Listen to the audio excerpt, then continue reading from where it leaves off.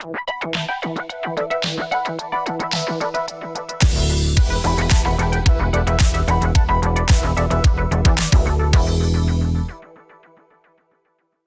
semaine dernière, vous avez voté sur le forum de No Life pour déterminer le sujet de la Minute du Geek d'aujourd'hui, et c'est Princess Bride qui l'a emporté avec 44,4% des voix samedi matin à 10h. Que dire sinon, comme vous voudrez. The Princess Bride est un film réalisé par Rob Reiner en 1987 avec Cary Elwes, Robin Wright, Peter Falk, Mandy Patinkin, Andre the Giant et Billy Crystal entre autres. L'histoire se déroule à une époque indéterminée ressemblant à la Renaissance et dépeint deux royaumes fictifs, Florin et Guilder, qui donnent à l'histoire son côté ruritanien dont je vous parlais dans l'épisode précédent. La belle Bouton d'Or et le palefrenier Wesley s'aiment d'un amour véritable, mais Wesley disparaît en mer lorsque son navire est attaqué par le redoutable pirate Roberts. Le cœur brisé, Bouton d'Or doit épouser le prince Humperdinck, qui n'a rien de charmant, mais se fait kidnapper par Vizzini, Fezzik et Inigo Montoya des hors-la-loi. Mais les trois malandrins sont rapidement pourchassés par un mystérieux homme en noir qui se présente comme le redoutable pirate Roberts. Et la suite, eh bien vous la découvrirez par vous-même, vous ne le regretterez pas. The Princess Bride a donné lieu à quantité de séquences d'anthologie et de répliques cultes, comme par exemple « Je ne suis pas gaucher », les RTI, les rongeurs de taille inhabituelle, le grand amour, c'est la plus grande chose en ce monde, sauf peut-être un Big Mac, ou bien évidemment le mythique « Bonjour, je m'appelle Inigo Montoya, toi tu es mon père, prépare-toi à mourir ».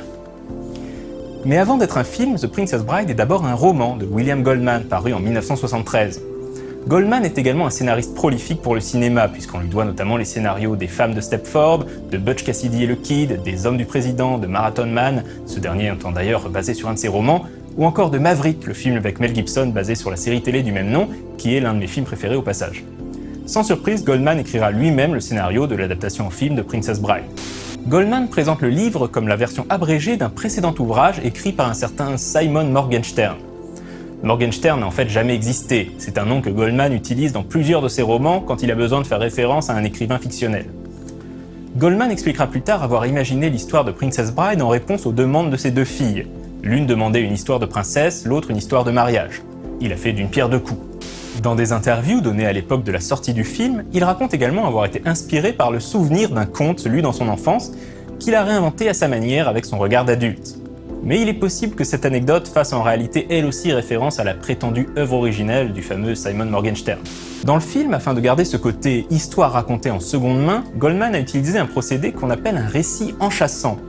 Les aventures des protagonistes sont lues par un grand-père à son petit-fils malade, ce qui donne un cadre au récit et permet quelques interludes truculents lorsque le petit-fils interrompt son grand-père pour remettre en question certaines parties de l'intrigue.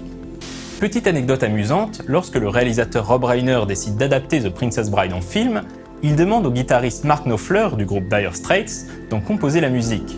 Knopfler accepte à une condition, que Reiner fasse apparaître dans le film la casquette qu'il portait dans son tout premier long métrage, le faux documentaire This is Spinal Tap. Et la casquette en question est accrochée dans la chambre du petit-fils. Et cela nous donne tout naturellement le sujet du prochain épisode, dans lequel on parlera donc de Spinal Tap. À la semaine prochaine.